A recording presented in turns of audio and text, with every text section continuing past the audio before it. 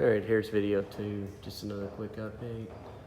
After a couple hours of hand filing and trimming, the pit's looking pretty good, finally. Tools I used, some sanding discs, cut off wheel, a file, and a carbide. The file was good to keep everything square. We'll do some polishing and deburring and make sure everything's nice and tight fit.